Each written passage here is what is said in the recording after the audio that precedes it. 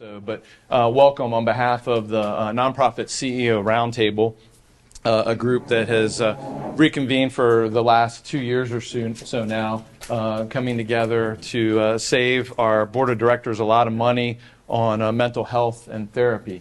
I think that's what we say, right? When we get together, that's our opportunity. But really, again, aside from that, we get together to talk about the good work that's happening in our region and our community. And so once a year, this is our second annual. Last year, we had the first annual at the Museum of the Albemarle on a Tuesday morning.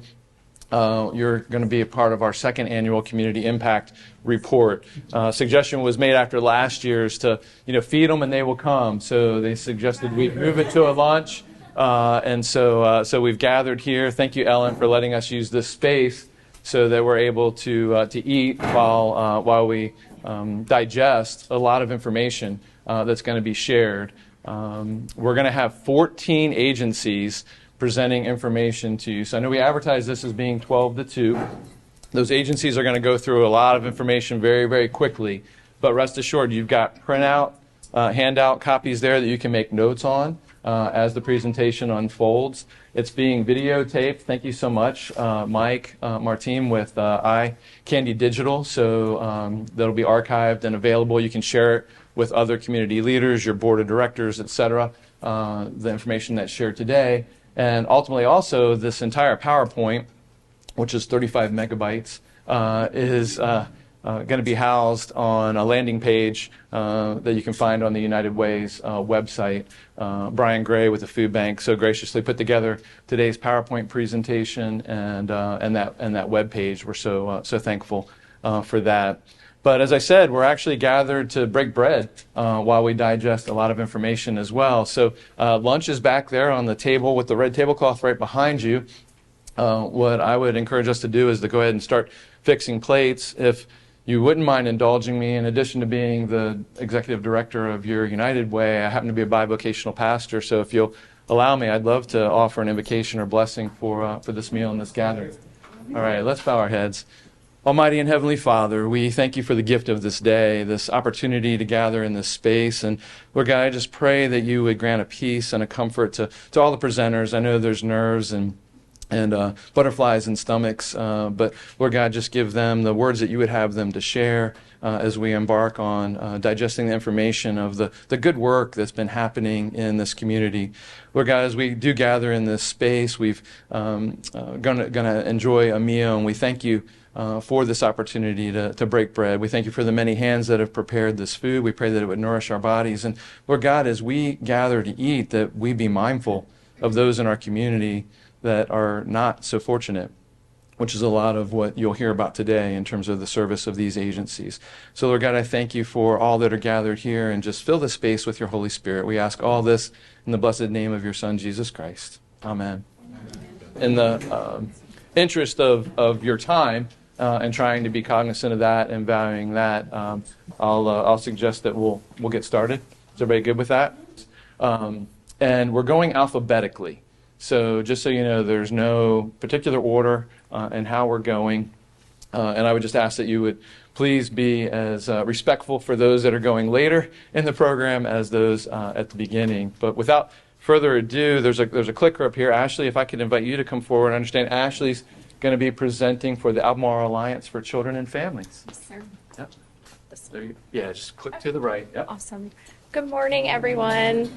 I am filling in today for our executive director, Miss Angela Charlton, who was unable to make it today. So please bear with me as we go through this together.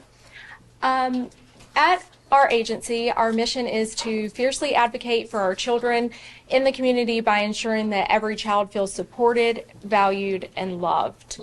You'll see our vision is communities are engaged, families are strengthened, and children are loved. Some of the services that we provide, we have 2 different programs.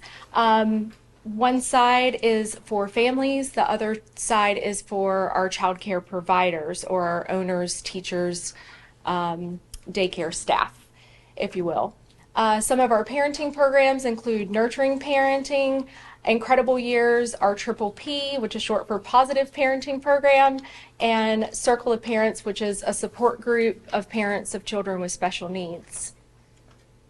Some of the most popular services for our families are our child care resource and referral.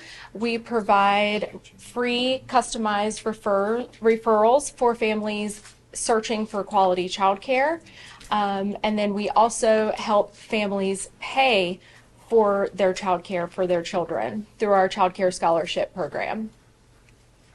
Like I said, the other side of our agency is for child care professionals. We provide technical assistance for our early care and education programs. It can be individual classrooms or the entire center or family child care home to address corrective action requirements. We also provide professional development opportunities or training for those teachers to ensure that the quality is met in their programs. And then we are also advocates for higher compensation and other issues within the early child care workforce. Most importantly, here are our accomplishments from last fiscal year. 235 children participated in developmental screenings and were referred to other community agencies as needed. 177 children were awarded scholarships for payment assistance to participate in our community's early childhood programs. 300 child care staff participated in our professional development opportunities. That is a huge number for us, which means that all of the teachers are educated that are in our community. 93 families received consumer education and referral services. 94 parents participated in our Nurturing Parents program, and there were 483 visits to our lending library, which is housed in our public libraries in Bertie, Currituck, Camden, Gates, and Pasquotank public libraries. So as long as you have a membership to those libraries, you can go in, you can check out our themed kits as parents, as educators, or if you just want to play with some toys as an adult. And if anybody has any questions, obviously I'll be here, and that concludes my short 3-minute presentation. Thank you, Ashley. For those of you who don't know me, my name is Alexandra Leckie. I was the previous executive assistant at Albemarle Area United Way. Oh, I think it went out again. I know. And now I am the Community Care Collaborative Program Manager. So, that's okay. So when I first started at Albemarle Area United Way about 2 years ago, I didn't really know what a United Way did. You hear the name, you see them all over, but a lot of people don't know what they actually do. All of the United Ways are based on 3 pillars. Those are health, education, and financial stability. When you give to your local United Way, you know that your hard-earned money is being deposited directly back into your local communities. So I like to think of it as kind of a savings account. So if you were ever in need, you're giving money to a community chest that can help you if you're ever in need. We serve 9 counties throughout northeastern North Carolina. This is a tier system. You'll see these counties color-coded in 3 different colors. As you can see, over half of our counties are in the red tier 1, which are the most economically depressed. Bertie County is the biggest county that we serve and also the most economically depressed. Most United Ways have many certified partner agencies and different projects that they fund. So one of the projects that Albemarle Area United Way funds is our Community Care Collaborative program, which I manage. And we have 30 different certified partner agencies, which many of you are here today. Some of those being Albemarle Hopeline, and Catholic Charities is a partner of ours that we work with a lot. Food Bank of the Albemarle, and all of them have their own projects that when you give to the United Way will be dispersed into those funding projects. This is a very big list of 2023 impacts for the year. I won't read all these to you, but Kids First served 247 clients with results of pre and post testing reflected a 91% decrease in trauma symptoms. I like to say Kids First because that's one of the ones that a lot of people either don't know about or don't particularly like talking about. Abuse of children is something that's hard to swallow, but it's unfortunately very prevalent. So they are one of our partner agencies, and when you give to United Way, that is one of the agencies that you can designate your money to. And then our last slide here is talking a little bit more about the program in the United Way office, the CCC program. It covers 4 of the 9 counties, so Pasquotank, Perquimans, Camden, and Yates counties. And primarily we assist people with past due rent and utilities, but it really depends on the case. So it could be that they need a car repair, they need medication, a wheelchair ramp. Depends on what that person's need is, and we try to get to the bottom of the problem. In 2023, you'll see the amount that we gave out, over $185,000 last year, and that was for a total of 975 individuals. So almost 1,000 individuals were helped the year of 2023 with our program. Thank you.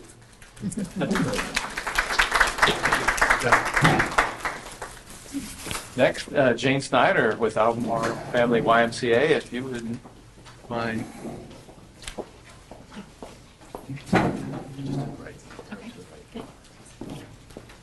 Hey, good afternoon, everyone. Thank you so much for just creating an opportunity for all of us to share all the good that we're doing in our community. And so I am with the Albemarle Family YMCA, and I just want to focus on some of the accomplishments and successes that we had in 2023, and then we're carrying it forward into 2024. And our vision is connecting communities. And my personal vision for the Albemarle Family YMCA is to create a stronger foundation of all of us together, supporting each one another, just to make sure that we create an opportunity and we're not vying for the different, all the pots and opportunity, that we're creating a unified effort, And the 3 pillars that we really focus on at the Albemarle Family YMCA is, number 1, all kids swim. That is our primary focus. Number 2, it's youth development, making sure that all of our youth, our teens, our young adults have a safe environment for them to develop. And then number 3 is inclusivity to all individuals, whether they're financially challenged, gender, you name it. We want everyone to feel welcome. So we have a couple of successes that I just want to focus on. Last year in 2023, we were able to provide over 1,100 students safety around water swim lessons. And we did this by collaborating with area organizations. We opened up these opportunities to the Boys and Girls Club, to Girls Incorporated, to many of our after-school parents, and a couple of our county organizations. And that's getting that's benefit. These kids are going home. They're teaching their siblings how to swim. They're teaching their parents. They're teaching their grandparents. I know that sounds a little far-fetched, but when you see a grandparent bringing their grandchildren in, and they're just tiptoeing on the water and just taking those skills and showing that they're supportive of their kids, that is the best feeling in the world. We're providing them with opportunity, and that is a community effort. That's not just a YMCA effort. But so one of the other pillars that I want to focus on is the YMCA of Southampton Roads. We opened up our facilities to teens. Free teen membership from June until the end of August for every teenager 13 to 19 years old. So in 2022, we had a total of 67 teens. That's in 22. 23, we had 197. In 2024, I'm shooting for over 500. So please take that information, share it with all of the students that are in your programs, and tell them to come talk to us at the YMCA because we want to see it grow. We have some amazing programs that we're going to be sending out. So, inclusivity. That's one of the other pillars I want to briefly talk about. In the Pasquotank area, and we do serve 4 surrounding counties, we have given over $226,000 in scholarship to make access available to anyone regardless of age, gender, or financial picture. And 49% of our members are on financial assistance. So I think that's pretty incredible. Their monetary picture does not impact them coming in and having a healthy lifestyle. So I'm proud to work for an organization that focuses on that. And that is community support, but we've actually were able to raise 25%, and that is solely in donations. That's not grants, that's not any type of scholarships that we've received. That is purely from our community, and that money has gone out to have a domino impact in our community that's priceless. And when you ask yourself what your organization, how can you measure it? What's the KPI on that? You can't measure that because these children's lives, they're safe. They're not being exposed to negative factors in the community. They know that they have a safe haven to always go into. And I think that's the beauty of all of our organizations, that regardless of their age and their background, they have a place to come and call home. So I am always open to discuss the impact of the Albemarle Family YMCA here in the 4 surrounding communities. If you would like to come and take a tour and talk to us about some of our programs, I invite you to come and set up an appointment with me, and I will make that happen. Thank you very much. Thanks, Jay. I especially like the Ralph Waldo Emerson quote that you have on your slide. I think that you epitomize that, and this group certainly does as well. Next up, we have Albemarle Hope Line, Courtney Cottrell, Executive Director. Thank you. I'm going to try really hard not to rehash all of the information that you already have on your slides because you've got it printed for you. It's going to be on the website. I really wanted to talk about the bigger picture. So Albemarle Hope Line has been serving victims and survivors of domestic violence and sexual assault in our community for more than 40 years. And it can be tempting to think of these as individual issues. These are things that happen to individual victims in the privacy of their own homes. But this is a community issue.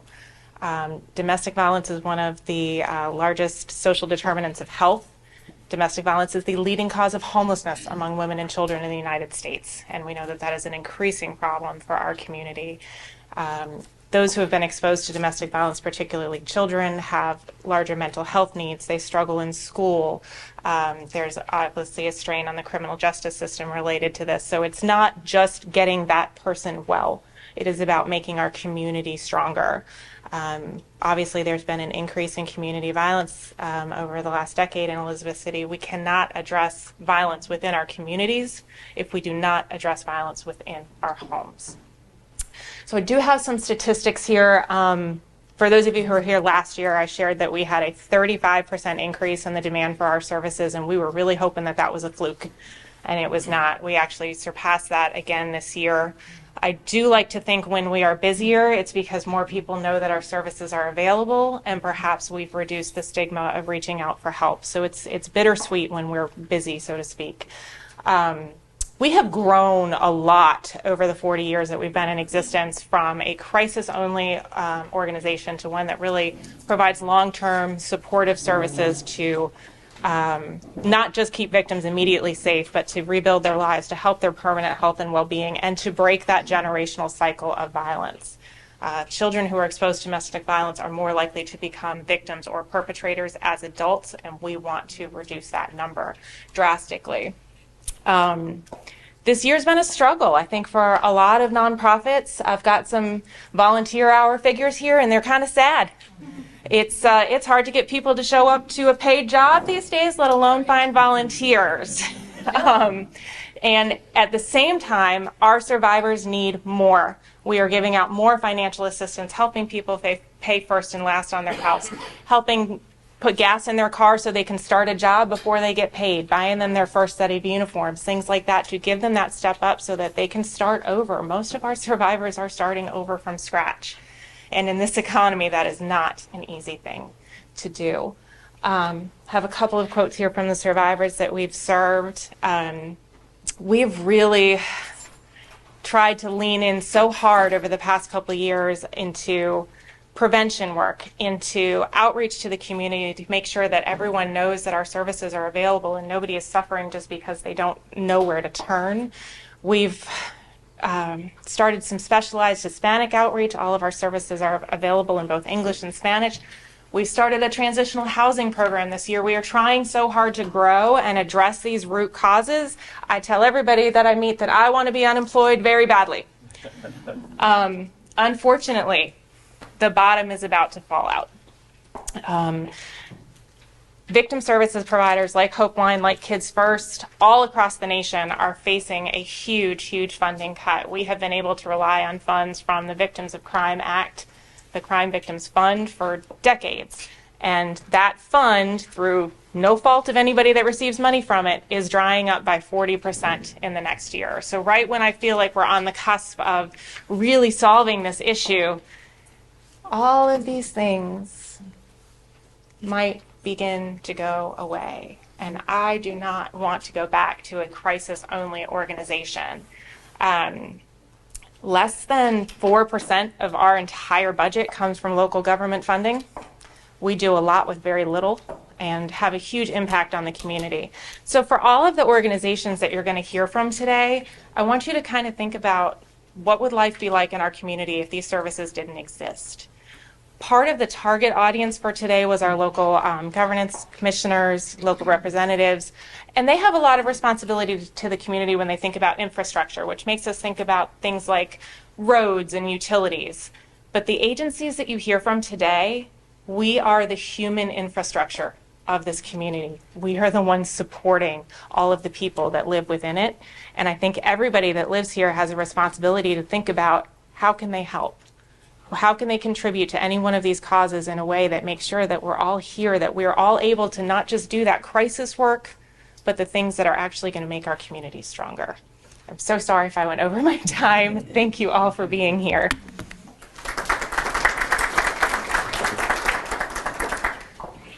Courtney, thank you so much for what you do every single day, and certainly one of the most collaborative agencies and people that I know since I've been at the helm of the United Way. Next up, I'd like to invite Elizabeth Mitchell, if she'd come forward, to talk about Boys and Girls Club. Yay, we made it to the B's. We're through the A's, and now we're letter B, brought to you by Elizabeth Mitchell, the letter B. Albemarle's kind of a popular thing, so. So before I get started, Courtney, I loved what you said about human infrastructure. That was so cool. And just when I go to things like this where we're all together presenting, as Jane mentioned, the Boys and Girls Club kids benefited from the swimming program. We've done, our staff has been trained by some of the staff at Kids First to prevent child sexual abuse. We've done education programs with Albemarle Hopeline, and I'm sure there are others. A food bank, we've partnered with you all and helping to get nutritious meals to our kids. So it's just the human infrastructure piece. I really loved that and thought that was really good. So, okay, so I'll get on with it. But the Boys and Girls Club, so we have two clubs. We have one club here in Elizabeth City and one in Edenton. We're really fortunate to have two relatively brand new facilities that are bright and beautiful and clean and well equipped to serve all of the kids that we do serve. In 2023, I hope I do that right. Kind of jump around. In 2023, we served 546 children and teens between both of our locations. We serve an average of 300 children and teens a day between two of our locations. And it is our number one priority as a Boys and Girls Club to ensure that success is within reach of every child who walks through our doors, no matter who your parents are, no matter what your parents do, no matter where you live, grades you make, anything. We are here to support you, and we couldn't do all of this without the support that we receive from the community. So I started working at the Boys and Girls Club about 10 years ago, and it wasn't until I started working with the Boys and Girls Club that I realized how lucky I was. Unlike a lot of people in my position, I did not grow up in the Boys and Girls Club. The first time I stepped foot in a Boys and Girls Club was literally like the job interview. And so I had a lot to learn, but also had the opportunity to have a kind of change in perspective. I grew up in northeastern North Carolina. I had both parents at home. Both parents were employed. They had good jobs. They had flexible jobs that allowed them to do things for me, to be there at sporting events, to cart me to Girl Scouts and piano and whatever else I had going on. And when I started working at the Boys and Girls Club, I met a whole group of kids who did not have that. Many of the kids that I meet at the Boys and Girls Club, they struggle with reading and math.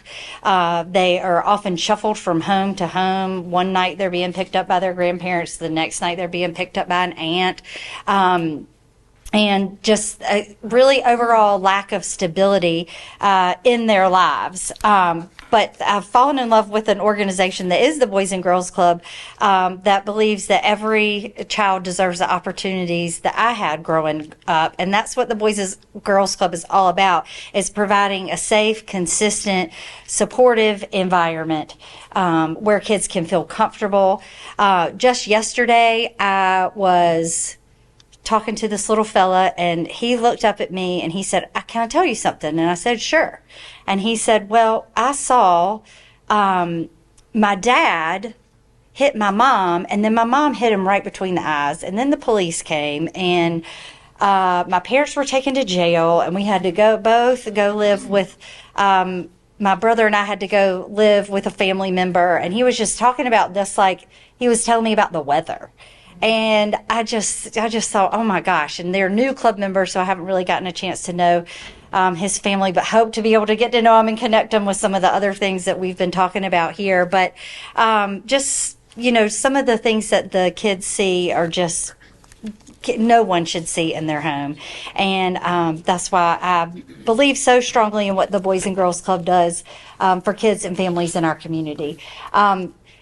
I'll wrap it up by saying every year we survey our kids, and we survey them with the survey is called the National Youth Outcomes Initiative.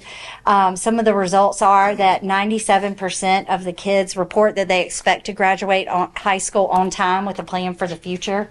92% say when I want to help someone, when they say that they need help and when they appear to be in trouble. So really trying to encourage kids to learn to give back to the community, lead healthy lifestyles, and perform well academically. So one other thing to mention is that our annual membership fee is $50 a year. And if you can't pay that, we don't turn anybody away. We have an 8-week summer camp, and there's some pictures from our camp this year. And we charge $150 for the entire 8 weeks. And again, kind of don't turn anybody away. So, all right, that's all I have. Thank you. Thank you, Elizabeth. Definitely you can see those beautiful smiling faces that Boys and Girls Club support. All right, we're going to the C's very quickly. If I could invite Stephanie Weich to come forward, the Camden County DSS Director. Stephanie? Thank you. All yours, yeah. Good afternoon. This is my first time presenting, so please bear with me. I'm kind of nervous. Thank you. Yeah, I take that. I'm basically a year in as the director here at Camden DSS. So our mission for Camden DSS is we're entrusted to provide an array of essential services to individuals and families of Camden County. We strive to achieve this goal by promoting mutual trust and respect to enhance self-worth. Our vision is promoting self-sufficiency, fostering community connections, and advocating for the vulnerable, ensuring a resilient and inclusive society for all. Social services overall, we deal with from birth to death. We have different services that we utilize. Again, I'm not going to go and talk about each slide because you have it in front of you. Medicaid, with Medicaid, you all are aware of the Medicaid expansion that started December 1st. In my small little county, we had 558 new Medicaid applications January 2023 through December. And as of December 2023, we had 154 rolled over into the Medicaid expansion, and we had 198 cases that came in new into the agency that are actually receiving Medicaid. So with the Medicaid expansion, our county, it has grown since Medicaid expansion. And you see that from 19 to 64 of the 6,888, the population we have, 2.8 are currently enrolled in the Medicaid expansion. Food and nutrition, in January of 2023 to December, we had 414 applications. That's 34.5 per month, and that's a caseload of 468 cases. And I only have two food and nutrition caseworkers that actually work those cases. As of as of December of 2023, we had 928 participants receiving food and nutrition benefits from the state, and the county paid $789,893 in benefits, which would monthly range of $131,648. Family support and energy programs, child daycare subsidy. Our total allocation is $120,000. We have 13 children that are receiving child daycare subsidy, and there's 22 facilities in the surrounding areas that some of our children do attend daycare. With crisis intervention program, our total allocation was $18,713. We had a total of 13 approved applications. With the LEAP, our allocations was $40,436, and we approved 48, and so forth. With the LEWOP, LEWOP was 1,800. We had 19 applications. Our cash assistance, my dear Pasquotank County DSS, they have more probably than we do, but we only average a total of 7 cases. So that is very small in our county. And with the special assistance, we have 18 active cases with a payment of $441 per person. And with social work, since I've been there, Adult Protective Services has increased. There's a lot of exploitation with our elderly that we're investigating. So we had a total of 33 reports, and we actually screened in 14, and that is from January 2023 to December 2023. We have 7 guardianship cases that we oversee, 1 payee, and special assistance in-home 1.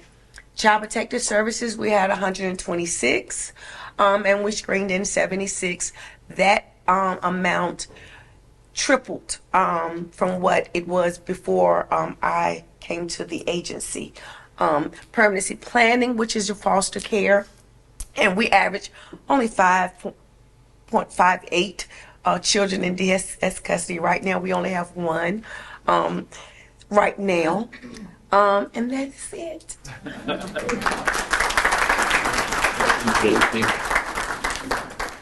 Stephanie, you did a great job. I don't know what you were nervous about, but Lisa, or is Barkley? Barkley's going to come forward. All right. Awesome. I had to drive all the way from Raleigh just yes, nice. Well, welcome, Barkley Sample with Catholic Charities. Thanks for coming. So the area to the right, yes. Okay. Good afternoon, everyone. As Bill said, my name is Barkley Sample. I am the Regional Director for Catholic Charities. I not only have the privilege of overseeing the Albemarle area, but I also have New Bern, Newton Grove, Fayetteville, and Raleigh. And I do it that way so I don't leave anybody out. I always enjoy my time up here. I don't come here as frequently as I would like to, just because it's a little bit of a drive.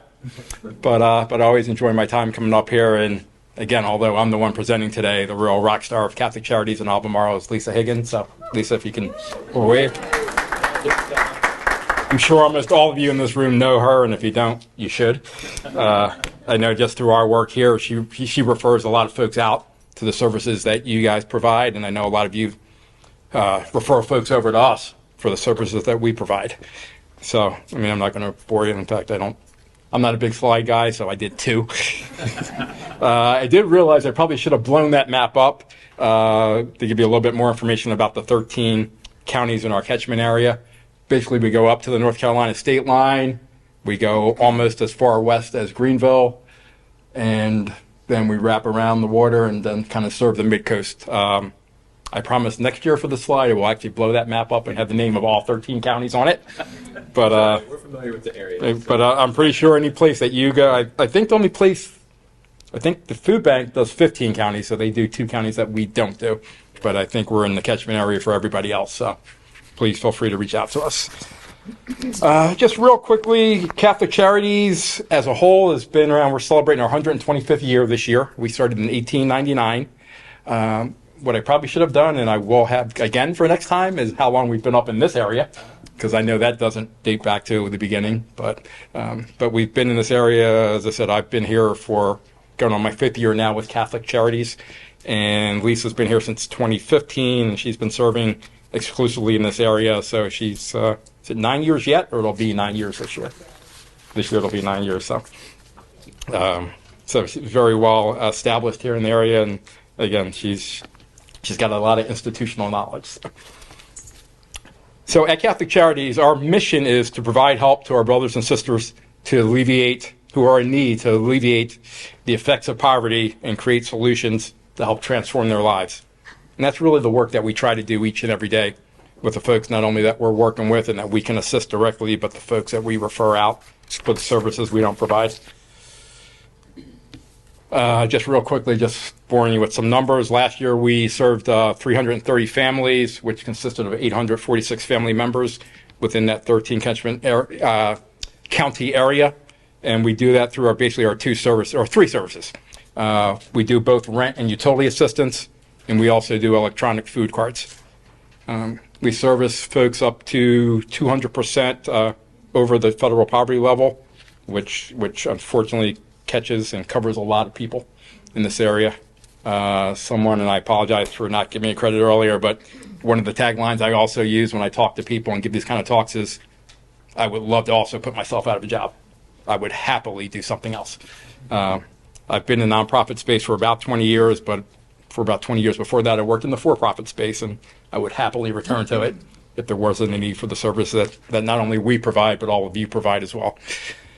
One of the big things that we're trying to do to expand a little bit on the services that we provide in this area is we're doing a campaign throughout the diocese to expand our impact on food, not only just in this area, but throughout the diocese.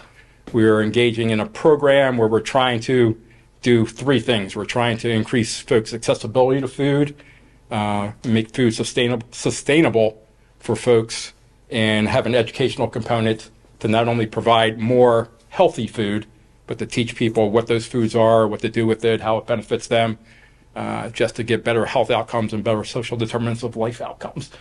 So we are engaged with discussions that go beyond just, I mean, we're having an impact with the food cards that we distribute, but we think there's more that we can do, and we're looking for opportunities to partner with.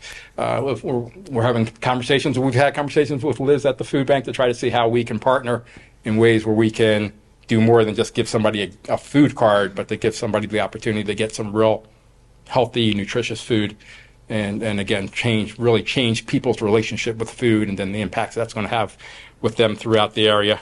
Part of the reason we're doing that is here in North Carolina, 1 in 4 children struggle with food insecurity, and 1 in 12 seniors do. So those are the 2 kind of population groups that we're looking to impact, the under 18 and the 62 plus food groups. So that's going to be a big focus of what we're doing, and not only this year, but for the next several years here with Catholic Charities. 2 things before I wrap up, and I think I've probably gone over 3 minutes. I don't know how I did that, but one, just the story with the Boys and Girls Club really touched me.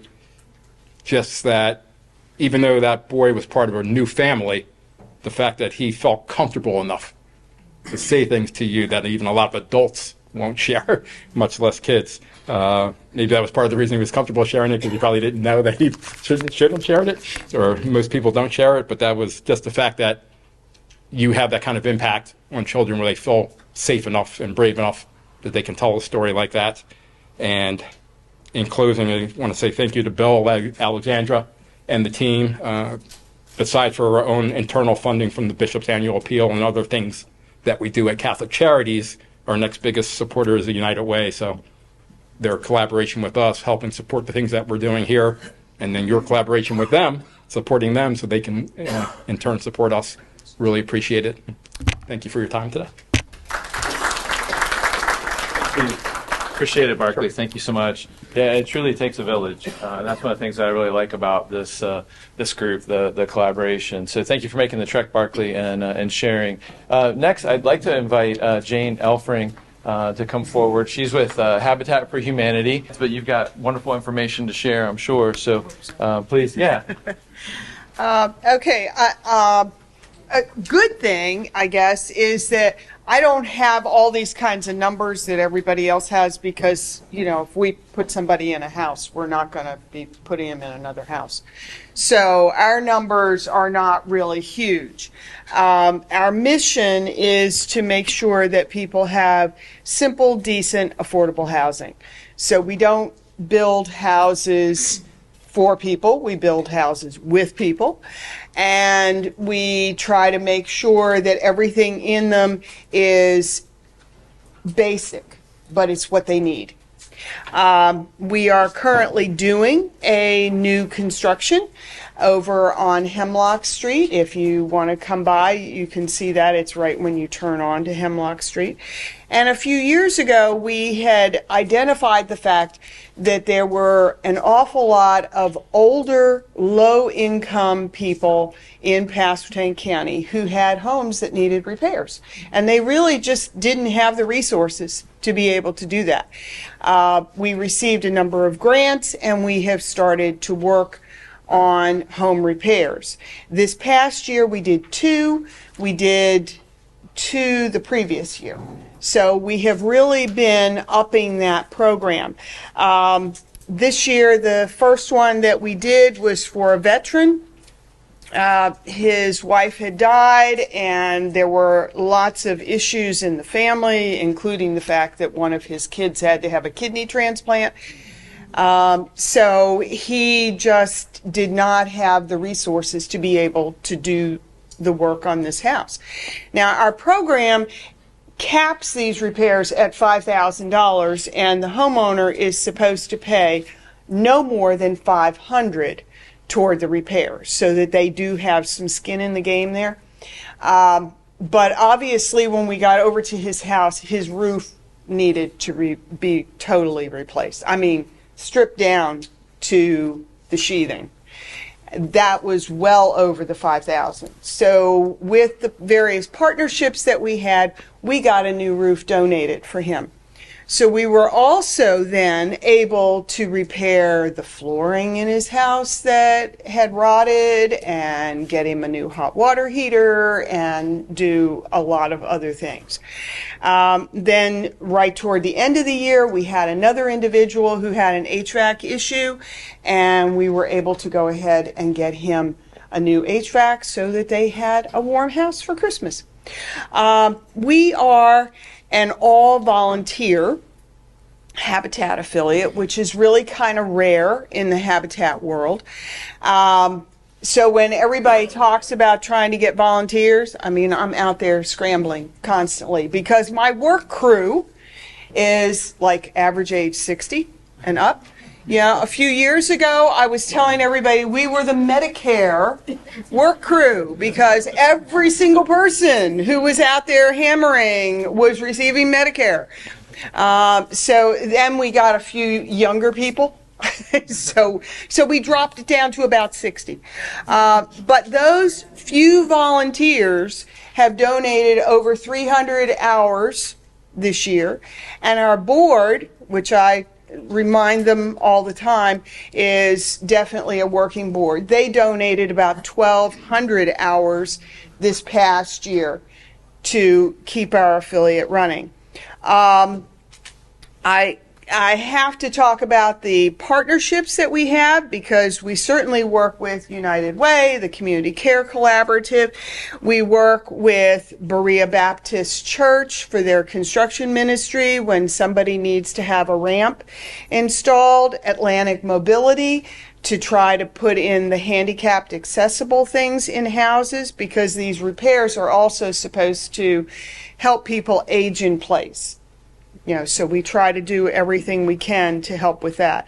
River City Youth Build has been absolutely instrumental in helping us with all sorts of things, ramps, porches, you name it.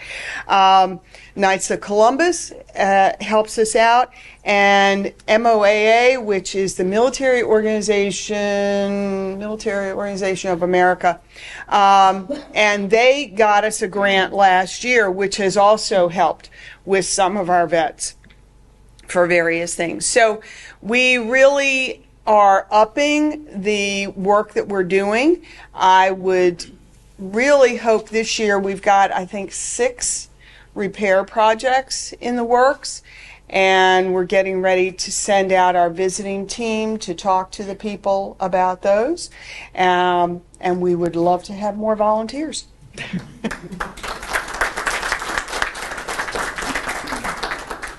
Thank you, Jane. I especially appreciate you sharing the 1,200 hours volunteered by your board, because I have several of my board members here today. So 1,200 hours, you guys. So, thank you. All right, next is Liz Reisner with the Food Bank of the Albemarle. Liz, take it away.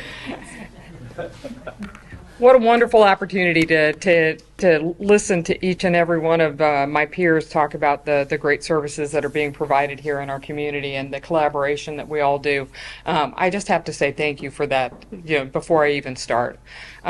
We often have a chance to get in front of groups and put our hand out and ask for volunteers, financial support, and in-kind donations. And a lot of times we don't get a chance to talk about the wonderful work that's going on. But because of the community, you can see how we're leaning on each other to support each other and be successful and not duplicate services. For us, we're providing services in 15 counties, and up or down, Bill? Left or oh, there we go.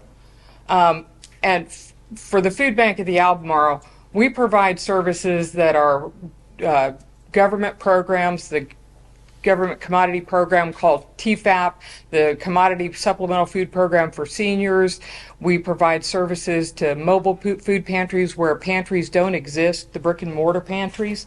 So rural America is not one size fits all. So we look at what the community fabric looks like, what resources are there, and if there are no resources, then we start to develop programs for that. In the last few years, we've leaned into providing a lot of services through backpack programs. We provided over 10,000 backpacks last year in partnership with programs. We provide resource navigation through our website and through our agency engagement managers to help our partners be successful. That resource navigation means that by the time we end this fiscal year in June, we will have provided over $1 million worth of grants to our partner agencies to help build out their capacities. Whether we've invested in trucks, we've invested in refrigeration, we've invested in staffing in some instances, and technology. All this data has to be collected, and it supports the grant applications and the work that we do. We're also, if you've been to the food bank in the last year, you've seen that beautiful teaching kitchen that was sponsored by Centera, along with our on-site community pantry, which is a client choice pantry, which we are so proud of, and the fact that we can provide people the dignity of being able to shop for themselves. that is something that if you have not seen the pantry, we'd love to give you a tour. And then our pharmacy program. You see, it's not PH, it's F. The F stands for farm and agriculture, because we want to make sure that through the work that we're doing, we're leaning into healthy, nutritious food. One of the advantages that we have here in northeastern North Carolina is our ag-rich area, and we get a lot of fresh produce.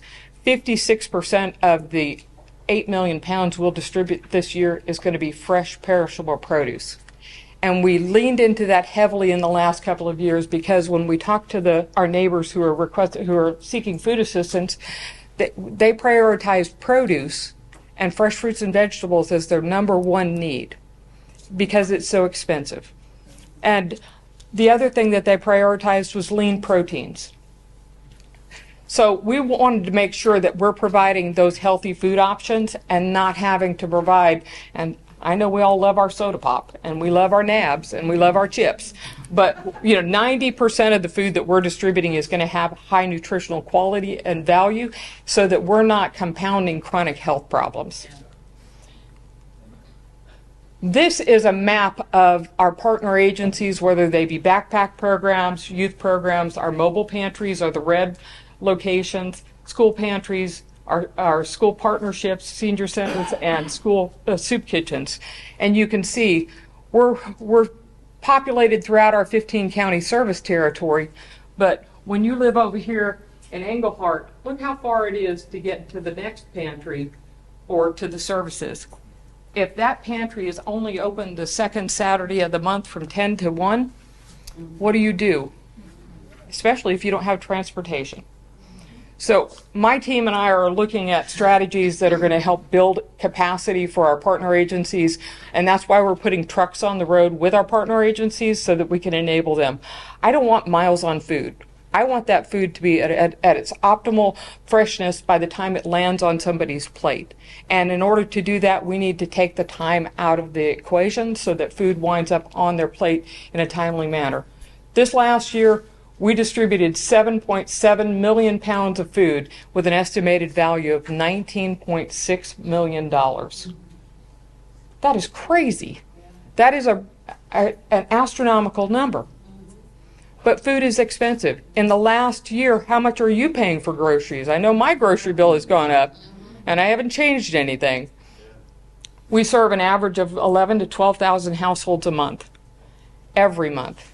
And when you look at the food insecurity rate and the poverty level, $31,000 for a family of 4 is poverty. 200% of poverty is $62,000. And when you take all of your household expenses and the transportation costs associated with living day to day, it doesn't take long for that $62,000 to go out the window and for us to be providing services to people who are not eligible for federal programs. 46% of the people that need food assistance are ineligible for federal safety net programs. But does that mean that we don't serve them? No, that means that we have to make space in the services that we're doing to be able to serve that population and meet their needs. That way they can keep the car on the road, keep gas in the car, go to their jobs, keep their kids in school, and thrive with a little bit of food to help them bridge the gap. For us, it's the same plan every year. We try and look at where the poverty is and where the need is, and you can see here in Beaufort County has the highest population of service. And I know that's not one of our 7 counties, but I have a hard time picking which one of my 15 counties to show, so I showed you all 15. So we've got a lot of work to do in some of these counties, and other counties we're looking at partnerships to develop out so that we can provide better services to rural America. Mm-hmm. So with that, I'll tell you, thank you for your support. Oh, I get a question? Yes. Hot dog. Go ahead, Barclay.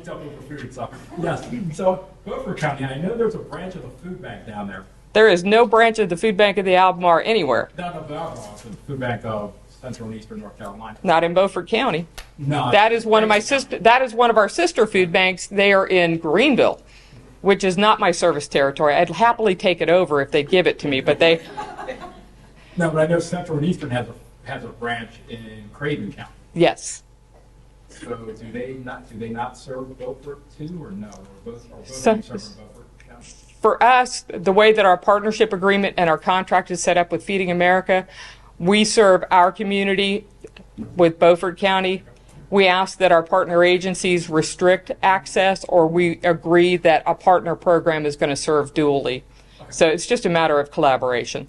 And if it means bringing food into a service territory, we don't turn anybody away, and we work effectively with our 7 Feeding America food banks across the state of North Carolina to bring resources to bear here in Northeast North Carolina.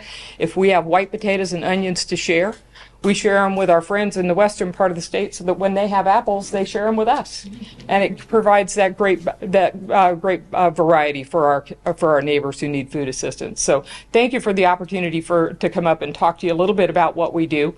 Our gala is coming up on the 10th of February. Tickets are still available. afoodbank.org. Thank you. Thanks, Liz. Great. And she's like a good mama, right? You can't just pick one favorite child. You had to share all. She really is. She has that kind of like mother hen effect, and such a great partner to work with. Nope, not at all. Very nurturing. I guess that's what I was kind of trying to go for. There's still plenty of food back there, so please go get seconds and help yourself. The good news is we're on a really good pace. So 9 agencies have presented. I think we only have 6 left to go. And if I'm not mistaken, I think Kids First is up next. So Rhonda Morris, come forward. And you didn't bring Lincoln with you? No, we don't have. Okay. He would have still. Oh, we're on the tail end of this. I'm on The last third. Okay. Last third. I don't know how I feel about that, but anyway, I wish I had brought Lincoln, because I'm going to tell you something. This morning, I've never seen him do this before. Lincoln is the facility dog. He's a Labradoodle, and I've never seen him do this before in all of his 6 years with us. But he knows exactly who needs the support, because when that abused child comes in, it's often with grandmother, mother, brothers and sisters, and there were 3 kids in this morning, and this mother and grandmother, and he sat down he went and let the kids play with him and all that, and then he sat down beside the mother, and he would go play with the kids, and he'd sit down beside the mother. And when she went to go sign some papers, like, I always leave the door open, so when he's done, he can go back to my office so that he can rest. And he went back. He didn't go to my office. And I said, well, maybe he needs to go outside. He didn't go outside.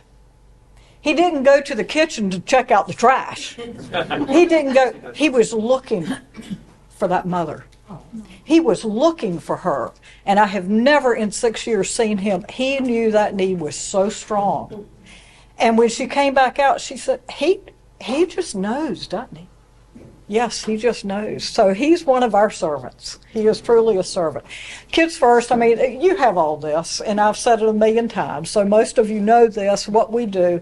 One of the main things to point out, of course, is the collaboration that we have, and that we're mandated to have, actually, but that when we get our accreditation, when the site reviewers come in for our accreditation, they said, man, y'all can finish each other's sentences.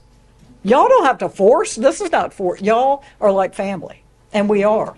And we work together, in making sure that that child is held, and that that family is held, and that their case does not fall between the cracks. That's what it's all about. One of the, wrong side. Oops, well, I did go to the right. Okay, thought I did. The cases are, this year they actually went down.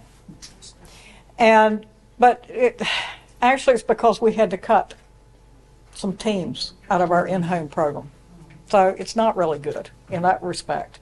And when Courtney was talking about funding cuts, the VOCA, which is not taxpayer dollars, 4 years ago, that funding went down 67%.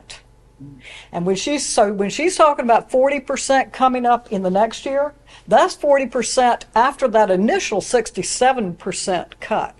So we need you. And Alexandra, thank you so much for highlighting the fact that people don't know what Kids First is. I think most every other organization here is known. People talk about it. People don't talk about child abuse. They don't talk about the fact that yesterday afternoon, I had a 4-year-old child in for a medical evaluation. You don't get a medical evaluation unless there has been penetration disclosed by that child. You don't talk about the 7-year-old that had a medical evaluation last Thursday. We don't talk about that stuff because our brains don't want to even process that. But yeah, those numbers have gone down, but our medical evaluations, y'all, have gone through the roof. Courtney, when you were working with me, we rarely saw them. I'm seeing them like this, clockwork. And they're not big kids. They're little kids. A 4-year-old and a 7-year-old in 5 days. We need you. We need you. Camden, I'm glad those screen-ins have gone up because that means they're coming to Kids First where they can get that kind of outcome, because that has gone up from 91% to 93% outcomes. We don't just do stuff because it feels good. We make sure that what we're doing works. And it actually, the kids get to see that it works. There's one of the evaluations that we do that it's like a stoplight, green light, yellow light, red light, and the kid gets to see. Ooh, we're here, we got a bunch of red lights in this, that's trauma symptom stuff. There's a bunch of red lights here. Let's get rid of those red lights using evidence-based therapy. And at the end of therapy, when they get to that place for that end of therapy, they get to see all those green lights. So not only do they know they feel better that way, there's evidence for it that the kid, him or herself, is seeing. And one last question, who do you think, when we talk about Medicaid recipients and all of that, who do you think is, or what do you think the percentage is of Medicaid clients that we serve? 8%. 8% of our clients are on Medicaid. Those two, that 4-year-old that I was telling you about, upper middle class. 7-year-old, middle class people. And they're mostly Caucasian, and they're mostly middle class, lower to upper middle class people. Family. That's exactly right. And it's that the perpetrators are most often, they're just about 98%, they know them. And it's family and family friends and all of that. But yet nobody hardly knows what Kids First does. Just want to show you how much money Kids First is saving. $1.2 million if we weren't here. Because you'd have to be sending those kids, and Kathy, you'd have to be sending those kids to Chapel Hill. Maybe to Teddy Bear. Chapel Hill would take them quicker. Teddy Bear, they'd be waiting for that exam. They'd be waiting for that forensic interview for at least 3, if not 5 weeks. And by then, there goes your evidence. So anyway, that's I don't know how many minutes, because I never planned all of that stuff. I just get up and talk. Yeah. So thank you so much. Thank you so much.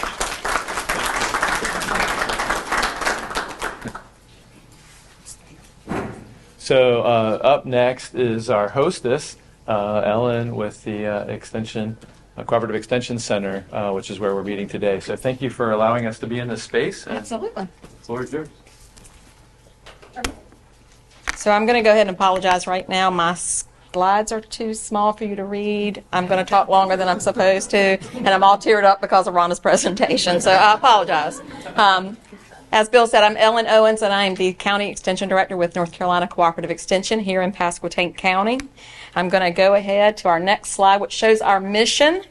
The mission of Cooperative Extension reads this: we extend research-based knowledge to all North Carolinians to transform science into everyday solutions that improve their lives and grow our state. And the ways that we grow our state, you guys can see from this slide. I'm not going to read all of those things to you. These are the programs that we conducted in 2023. But our main three focus areas are agriculture and food, which ties into a lot of the presentations that have been given today, health and nutrition, and 4-H youth development. It's a big part of what we do.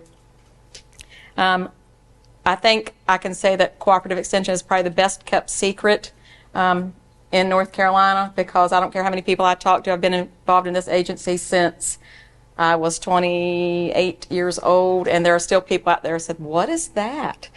So we have to inform and educate people. So if you guys assist with that, would be wonderful. Cooperative Extension receives a little bit different from some of the nonprofits here. We receive federal grant dollars, so some of our employees are employed because of the wonderful federal funds that we receive, but we also receive state funds and county support here from our county government. And I'd be remiss in not saying thank you to them for what they provide for us, so thank you guys for that. As you can see, we conduct a lot of programs across the year. I think what I've heard up here today is that the intersection of what we do, there's so many intersections I've heard today. I've been jotting notes down.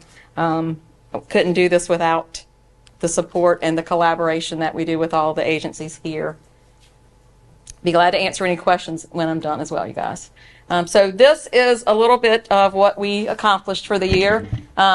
I will say that we have 409 volunteers, and I'm not going to tell y'all there are 409 individuals that walked in here. That's the repeat of our volunteers, because they intersect as well. They do different jobs here within the organization.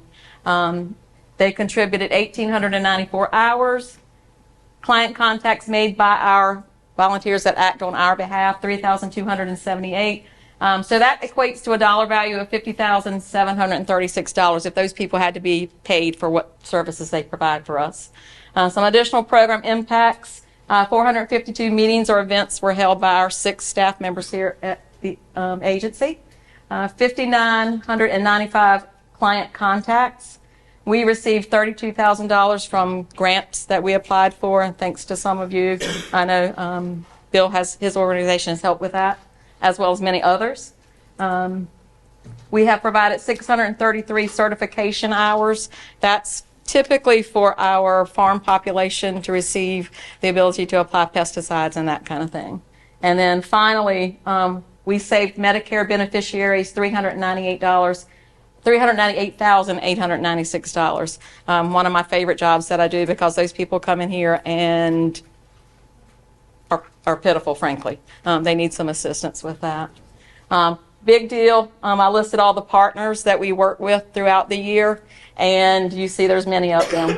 And we work with them almost every year, because, as I said, these issues that we're dealing with, we conduct a needs assessment each year. We know that there are needs out there. There are felt needs, expressed needs, but there's also needs that we know as professionals that are out there, some that many of you have mentioned today. So we collaborate with those agencies to meet those needs in the community. And that's about all I've got to share. If you guys have questions, I'd be glad to answer those. Thanks, Ellen. You're welcome.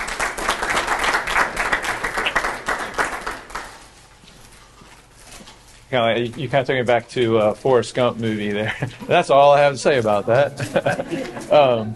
So it's not quite March Madness, but we are down to the Final Four. And so if I could invite Kathy Ford to come forward to talk about the Pasco County DSS. Thank you. Oh, paying attention. I got you. Okay, great. Good afternoon, everyone. I'm Kathy Ford. I'm with Pasquotank Department of Social Services. I've been with the department now for 31 years. And yeah, exactly, yay. I'm not counting down. Not counting down at all. When our agency used to be in the building next door.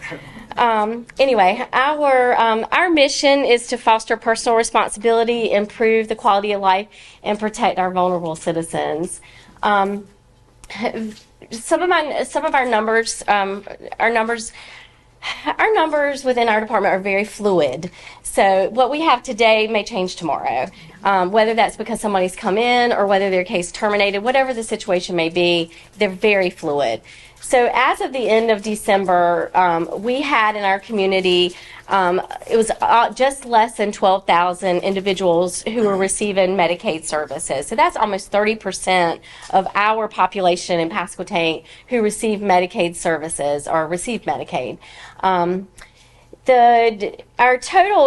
numbers, and it's going to cut off, but that's a good thing. The numbers, and I presented this last year, the total number of Medicaid expenditures, and this is for services and administrative costs, were just over $27 million for Pasquotank alone.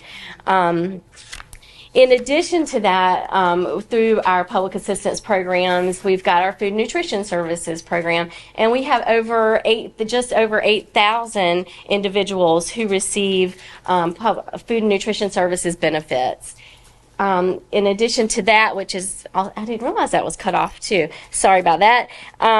With the total FNS benefits for our county, that equates to just short of $18 million for 2023. That $18 million came from our federal government, from USDA, that went back into our local county economy through whether it's purchasing of food with our local food banks, convenience stores, wherever EBT cards can be used, that went back into our local economy. Just wanted to share, and Stephanie made mention of Medicaid expansion earlier, and I think that was kind of a hot topic of what was brewing the end of last year. And so Medicaid expansion has finally happened. December 1st is when it occurred, and the idea statewide is that 600,000 more people would potentially be able to be covered medically. So be able to help them meet their health and physical health, behavioral health needs that have all been unmet.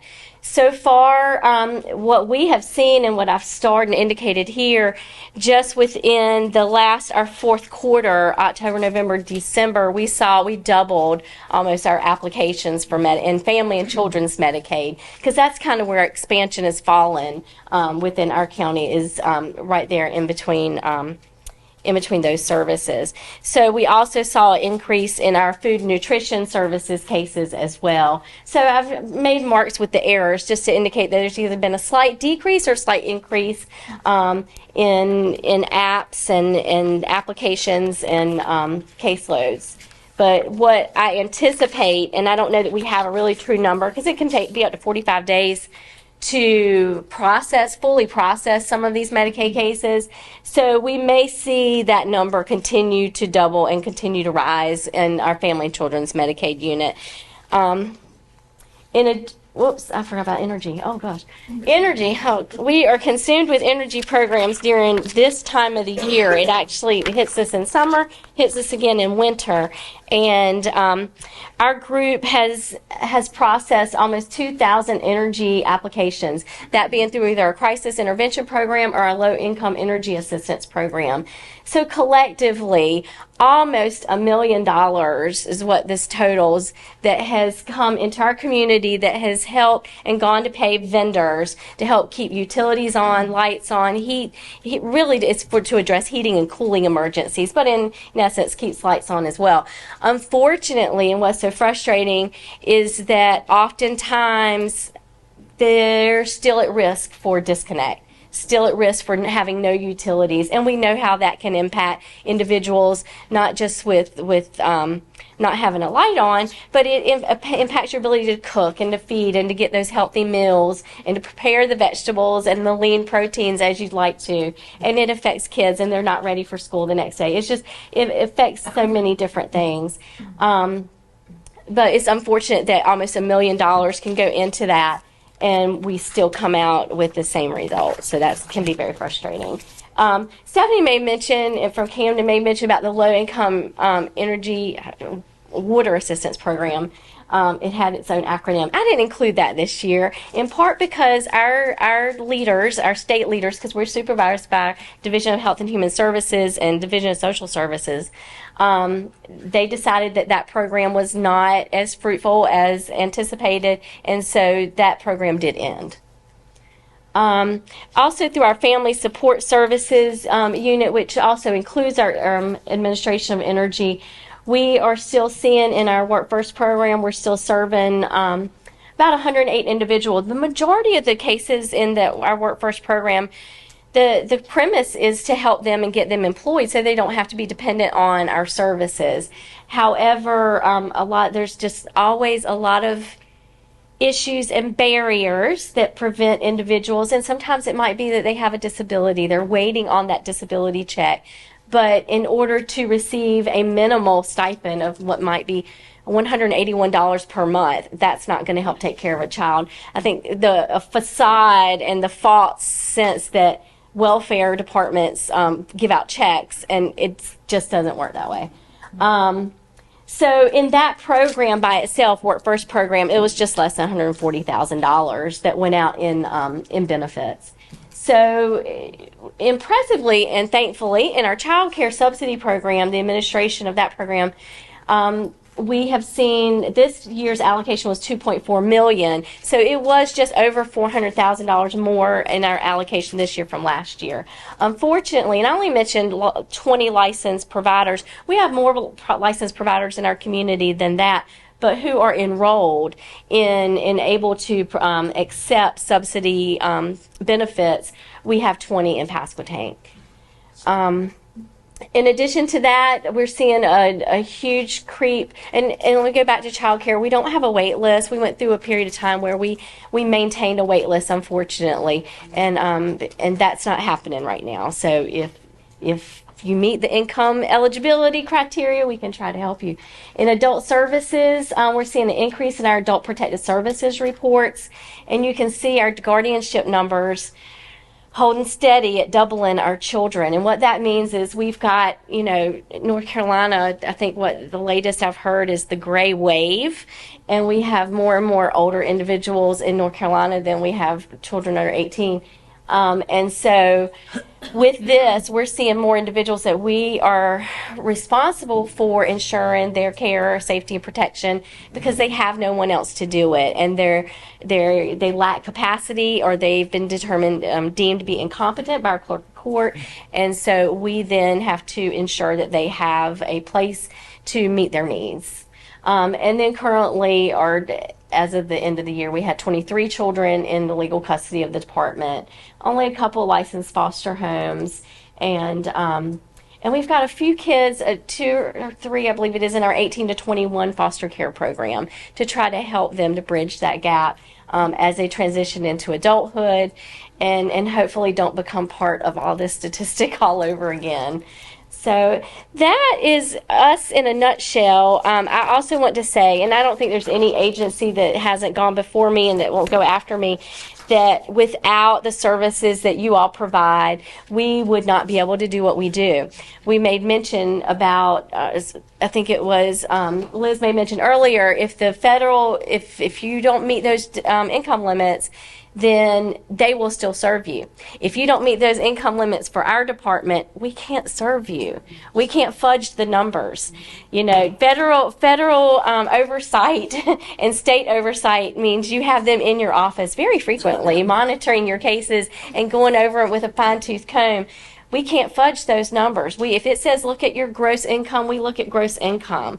And so but our hearts tell us otherwise, which is why we're so thankful that we do have the relationships and the partnerships with each and every one of y'all. Yes, sir. Yeah, 2 quick questions. When you mentioned FNS, is there anything else other than SNAP in that? So there's my understanding, and I probably should have a better understanding, is that Food and Nutrition Services is the title that the state of North Carolina chose to adopt instead of SNAP, which most other states use. And the only reason I can see that they maybe did that is because they wanted to use the acronym SNAP for an adult program. which is very minimal, but it's like simplified nutrition assistance program. And so I think that's a discrepancy there. I don't know if that may change in the near future. I'm not sure, but that's my understanding. Second question, you mentioned early on that 29% of the county population was on Medicaid. Yes. Do you know how that compares statewide? I didn't bring those numbers with me, but let me see if I've got it in my folder. I don't know if I brought that sheet with me, but all of that information is available on the North Carolina Medicaid dashboard, which is all accessible online. And that's something that the state is slowly but gradually moving towards, and that's automating a lot more. And for access to services, because there's so much stigma and pride for many individuals to come to our agency, although we're often next to a church, we're often the next place that a person is first likely to come after they've gone to their church congregation. But so with that, they can apply so much more now frequently through ePass. And so that's a way that they can submit their application. Even if it's an incomplete application, they can submit that application for services, and we can reach out to them and process it and do as much without them having to come to the agency. So there's been a lot more allowances for that. And so that was one of the good things that came out of the most recent event that the whole world went through recently. We don't want to make mention of. Kathy, I think there's a question over here as well. How many foster homes do you have currently in Pasquotank? So in Pasquotank, we only have 2 licensed by our department. How many do you have licensed? We have none. Yeah. Okay.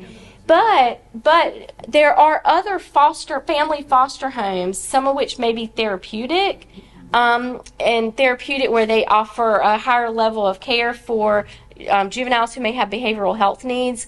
And there are other private provider companies that license those families. So there are other families in our community. They just might not be we may not provide that oversight and that licensure update. Children's Home Society is one. They have an access for family services. So they are available to us. But we always need more, and we're hopeful to start a program of this, a new licensing event this summer. Dr. Mackey sends her greetings. I kindly, strongly, maybe, suggested that she continue down Church Street instead of turning off. She had a heavy morning. I'm just like, it's okay. So my name's Michelle Moore. I have been with River City CDC for about 1.5 years now. My position is Executive Vice President, and I just do all the stuff that's in between, and it's a great place to be.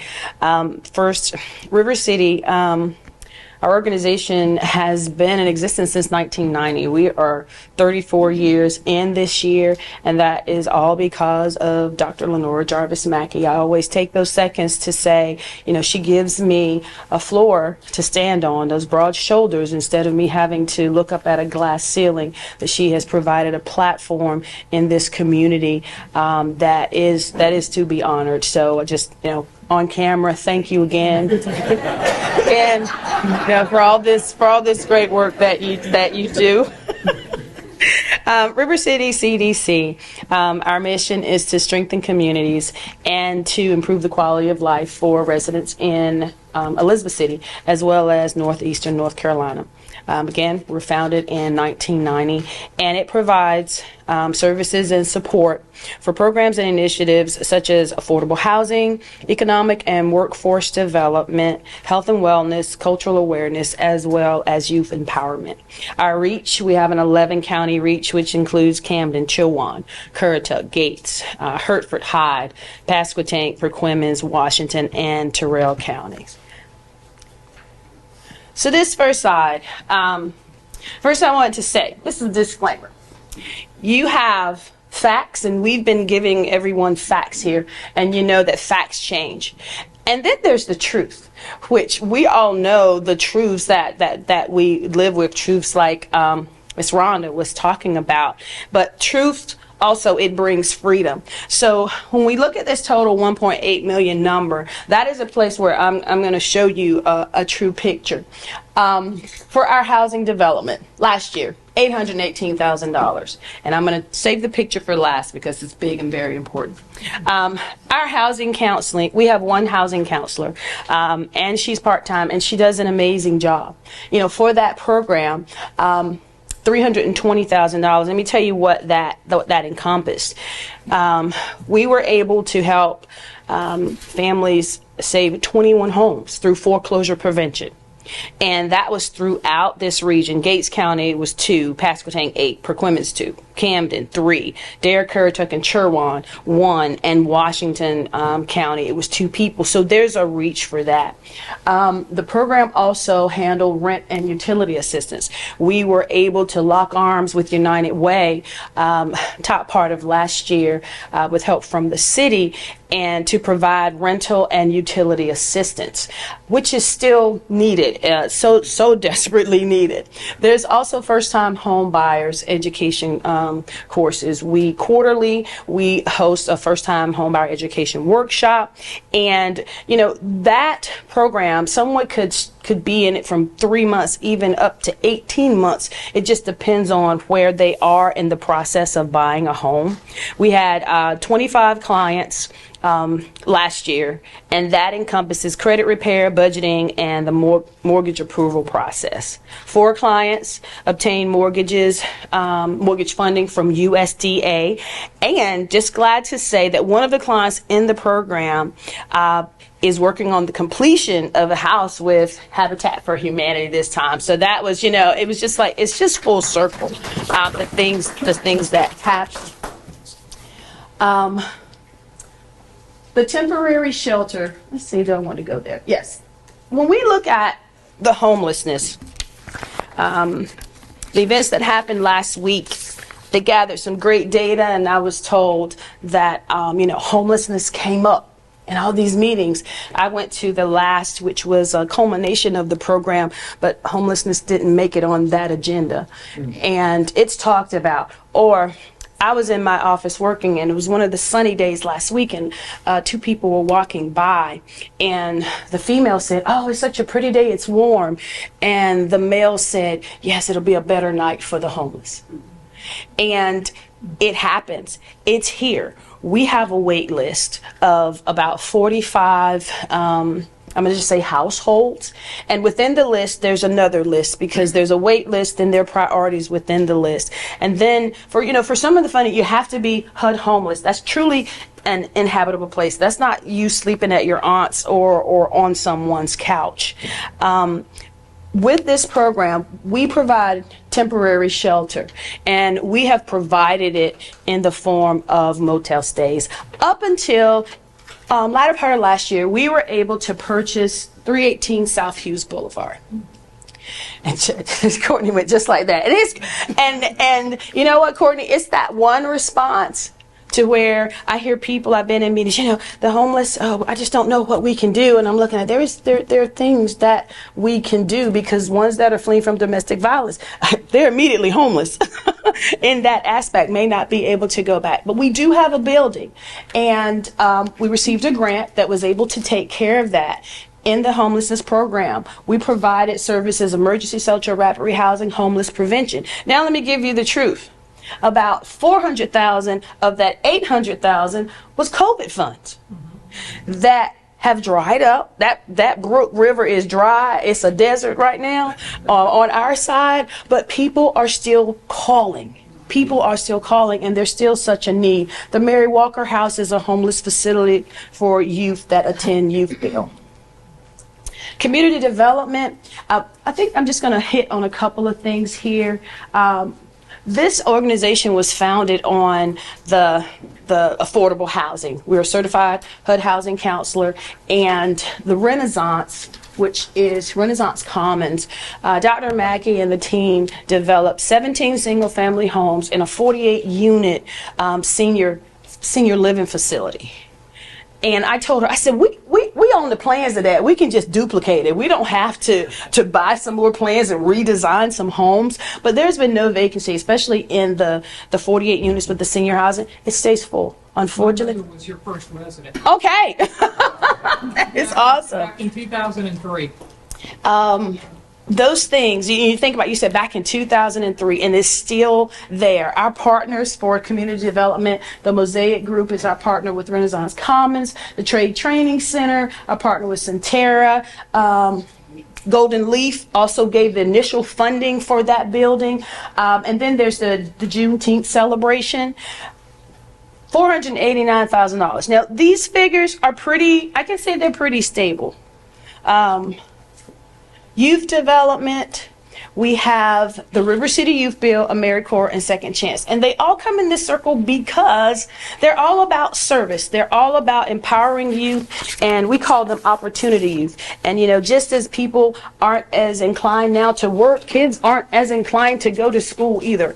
Our numbers are even down from that aspect. But that program, it is still viable. It is still valid. And you know what? And the kids get paid a stipend to go to school. They get job training, they get counseling and job placement. AmeriCorps, it's about service hours, and kids can get scholarships with AmeriCorps. And then the Second Chance program, it helps those juveniles which have made bad decisions.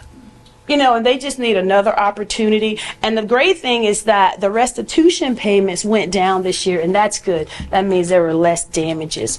I want to recognize Tanya Rollins, who is our homeless program manager, and Dr. Mary Felton, who's also here with me, who is she's like the principal of River City Youth Bill. She's called a program manager, but she's like a principal.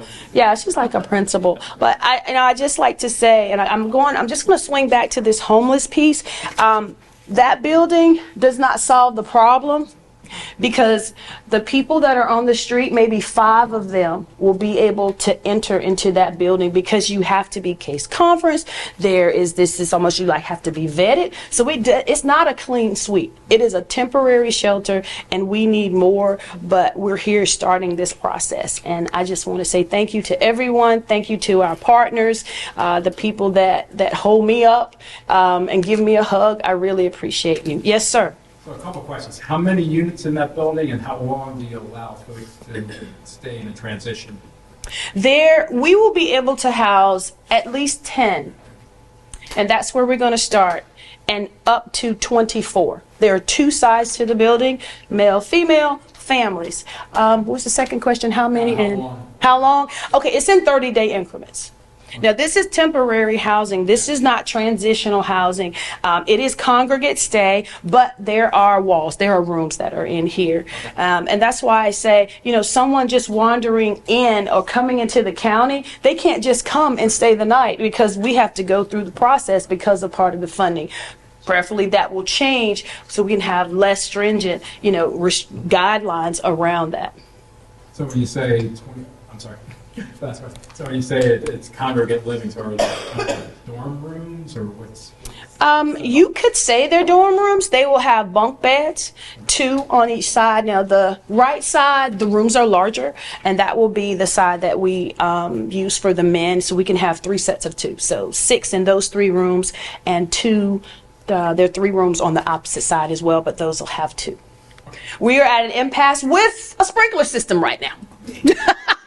So that is the place of funding right now, and that is the place of codes right now. Yes, ma'am. That's my question. Yes. Yeah, because we were hoping we were going to open before it turned cold, and then there was the sprinkler system. Now we're hoping for spring. Just know that I'm doing my due diligence with those codes to see if there can be a way that we can move in without them at first. We want sprinkler systems, for the record. Just want to put that there, because it's not like we're trying to get around sprinkler systems. We do not want any fatalities. But if we can get 10 people, if we can have 8 people, that takes those 5 people that are on the streets that we see, it takes those 5 people off, and it's something for us to work towards. So that's very important to know, because sometimes people will just skew the truth, and they'll just throw a fact out there that's not the truth. So this is really sharp. Okay, thank you so much, though.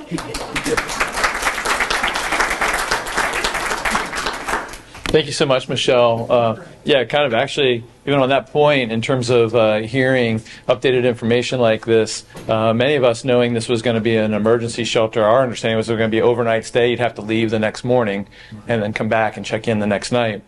So I'm actually kind of encouraged to hear that you might be able to stay as long as 30 days, because that would be advantageous for a lot of those folks if they're working towards the next step that a lot of these agencies do. So keep up the great work, Michelle, and we're going to continue to support you. I promise we're nearing the end. We're on the last two. Salvation Army, if Major Jason Hughes would come forward and share a little bit about your work, sir. Okay. Good afternoon, everybody. It's good to take and see y'all. We do have two persons that y'all would probably know a little bit better than me. I've only been here for about a year and a half, but the long-term sustainability of the Salvation Army has happened because of individuals such as who's here, Miss Lola, who's our caseworker who works with our countless individuals, Miss Tony, who is our Director of Communications and Development, who helps put money in the coffer, so then that way we can take and spend the money to take and do some of the services. The Salvation Army, we were established locally here in 1916. We've been around for over 150 years internationally, but locally right here in the Albemarle region in Elizabeth City since 1916. We serve Camden, Chowan, Currituck, Dare, Gates, Hertford, Pasquotank, and Perquimans County in the great state of North Carolina, right here in the Albemarle region. Some of the basic services that we do, when you say Salvation Army, you already kind of attribute. You could pretty much do this presentation for me, if that makes sense. When you think of rent, mortgage assistance, electric assistance, food assistance, clothing assistance. I want to stop a moment for clothing. And we do that for seasonal job interviews. So if the person's, going out and doing job interviews and they need some outfits to take and do that. Outfits for work, if they get the job. Even for funerals, if a person is... I don't have something nice to go to my family member's funeral. Going back to school, cold weather, more. Like I said, I want to point that out. That's a resource that's pretty readily available. That sometimes it's hard to come by, and we do those clothing vouchers right there out of our family store, right next to our admin office. We do furniture assistance, and when I say furniture, pots, pans, linens. Those types of things, focusing on house fires when a person or family does not have rental insurance or homeowner's insurance. A lot of renters do not, and so if there's an apartment complex fire or whatnot, Red Cross and other organizations, or they may self-refer to us, will take and help out with furniture for those types of situations. We do our disaster assistance. Hopefully you've never had to eat off of one of our canteens, but if you ever see it and you're hungry, and maybe that's what needs to happen, we have our mobile food truck. We did not invent the food truck. That was a gentleman by the name of Mr. Chuck who had a wagon. True story, Chuck Wagon. He was a cowboy, and he did and the cowboys were moving anyway. But we have been doing mass feeding and hydration since the year 1900. 1900, and we've been doing that from a national standpoint, if that makes sense. Disaster social services, depending upon the resources during disasters, we'll see what assistance we might be able to add in addition to the mass feeding and hydration. We also have emotional and spiritual care teams that are available during disaster situations. The Salvation Army Angel Tree, that's our toy program that we do during the Christmas season that we have, and we serve each of our counties with all these services so far. Our after-school math, we used to call it literacy. Problem is we do more now than just literacy. We have now expanded into math, literacy, and science. Starting here in about 2 weeks, we'll be adding art. So that's a nice growth. We have, and that's, like I said, that's starting about 2 weeks. But as of last year, math, literacy, and science, as we're expanding out the program, because that's your investment. When you hear the Boys and Girls Club of America, when you hear the YMCA, when you hear these programs that work with kids from River City. that's your ounce of prevention versus your pound of cure. I mean, not that we don't want your money for rent, mortgage, utility, and electric, but when you're working with families in domestic violence, it's hard to compete. When you're working with families, when you make that investment in kids, you have less needs for these. And just as everybody else has already said, if they haven't said it, they meant it. It'd be nice to be out of a job. I'd rather have to go find a job somewhere else than to have to look at trying to find funding so we can provide these services. But our after-school math literacy and science program, we're currently in Perquimans County at Hertford Grammar, and then at Sheep Harney is where we are currently serving. We started a new program to kind of fill in a gap. This hopefully is going to be a temporary program as River City CDC is expanding their services with their shelter. Last year when there were some funding challenges, we jumped in to help fill that gap. So anytime that's below 40 degrees, 39 degrees and below during the evening time, during essentially October, and I think we had a few go into April of last year. Last year is a really weird year. We had a few nights that went in there. We worked directly with this program with the Elizabeth City Fire Department and Pasco County Sheriff's Department, where persons can take and call and say, I'm homeless. And then we work with them. Our caseworker, Miss Lola, has connections with River City CDC and other groups trying to establish, okay, yes, this person is homeless. No, this person just wants a hotel night. We try, it sounds funny, but some of the stories you hear is actually a little bit more to the extreme than that. So we try and parse that out. Sometimes, we try our best to take it and focus on homeless population. Last year for the total, we started on December the 24th. That's when that cold weather came through in December 22. From that time to April, we served 112 individuals, 165 nights, with about almost $13,000 worth of room costs. That's not case management and other expenses that go along with that.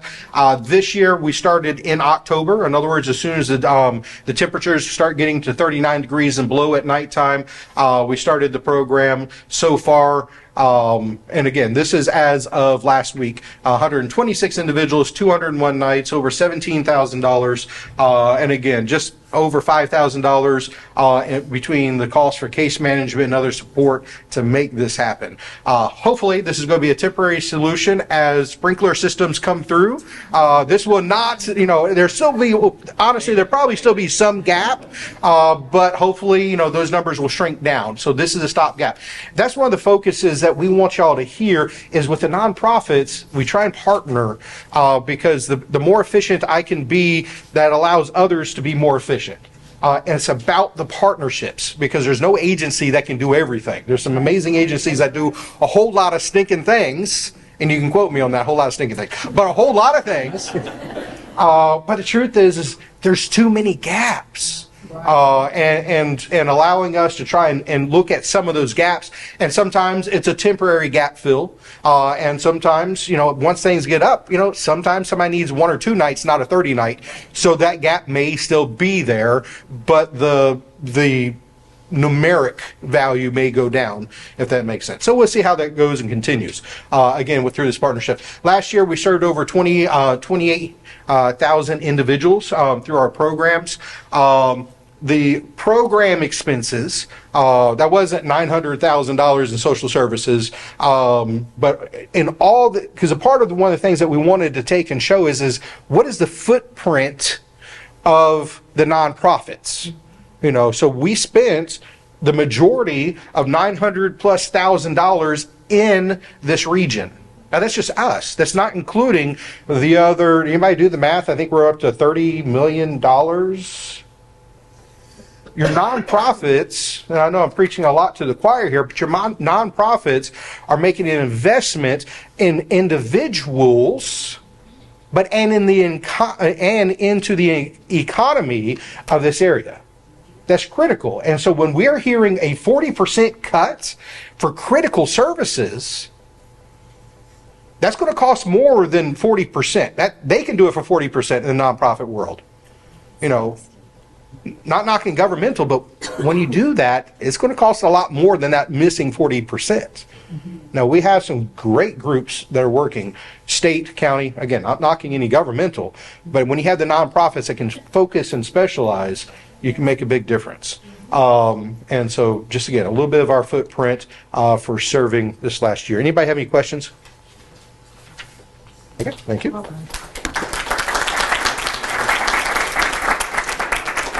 Thank you, Major Hughes. Really appreciate you stepping into the gap when those gaps are there, and your leadership and support and the collaboration. All right, we're at the final presenter. Certainly last but not least, Kirk Devine, would you come forward and tell us about skills? Thank you.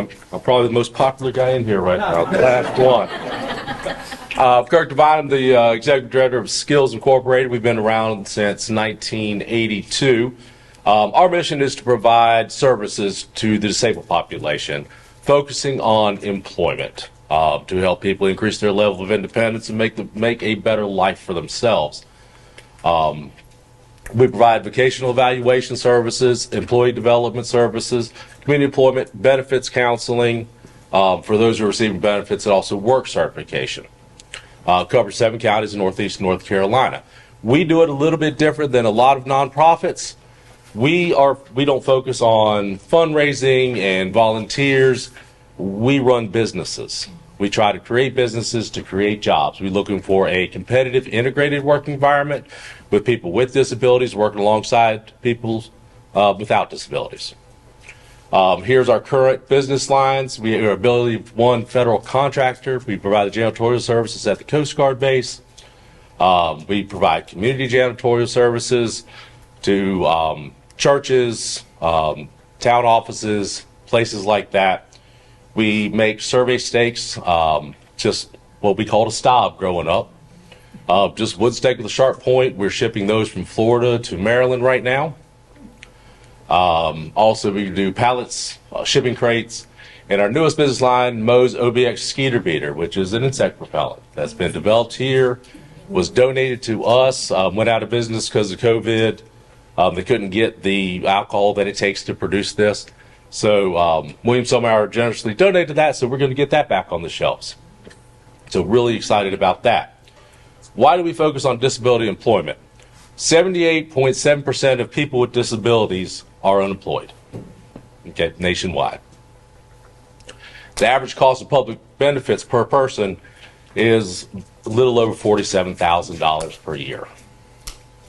So if you look at your county population and your disability rates, we've got a large population in this area of persons with disabilities, and a lot of economic strife because of that. Skills Incorporated, I just took, Pasco County. We have 39 permanent workers on our payrolls with disabilities. We paid out in annual wages to those employees about $1.5 million, just under. We placed 11 new workers with disabilities, people who had never worked before, traditionally would not have gotten a chance to work, into jobs within the communities, earning salaries about of $185,000. And then if you look at the benefit, we have 30 employees who, through our employment, are able to get off of public assistance, saving that $42,000. That's another $1.5 million in value. So about $3 million in economic value to the community. That's for people who like dollars and cents. I like dollars and cents. A lot of people like dollars and cents and understand that. But there's more value to that. Relieving the tax burden to citizens, to pay for the programs, to support people who otherwise are not able to support themselves. Relieving the burden of other nonprofits. You've heard of all the great stuff these nonprofits have done today. If we can help people become independent, become self-sufficient through the world of work, we want to do that. We want to take the burden off of the FNS programs, off the food bank, off the Salvation Army. Our jobs with our federal contract, they're earning $17.20 an hour. plus fully paid medical benefits. Okay? In this area, that is a meaningful job to a lot of people. And we are hiring. Most importantly, we want to help people gain or retain their dignity and independence through employment. And because I help people and people help me, I'd like to recognize just some of the people here who do help us, some of our employees and customers. Short and sweet.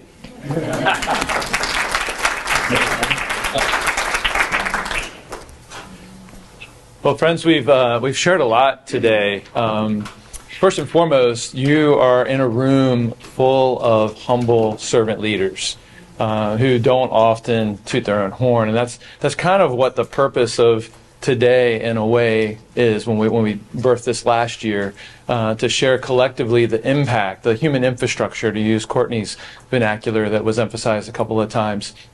There's a lot of good work happening here. And I'm a numbers guy. My staff and some of my board members are here. They'll tell you I'm a numbers guy. And I don't know if you remember that movie, Rain Man, But so were any of you doing human calculator stuff? Collectively, from the 15 agencies that presented today, and again, that's not every agency that's doing human infrastructure work, but a good chunk. $51,307,816. Check me on it. Over $51 million in value and impact. You saw, Kirk's last slide, over $3 million from his number, but collectively over $51 million. That's astounding. So hats off to everybody in this room that's a part of that. We couldn't do it without the support of the community, our stakeholders, our donors, the community leaders. Government's a part of that as well. I know we're trying to convey with this government stakeholders to be a little bit more supportive and know that we're here to collaborate and work with them. But we're concluded.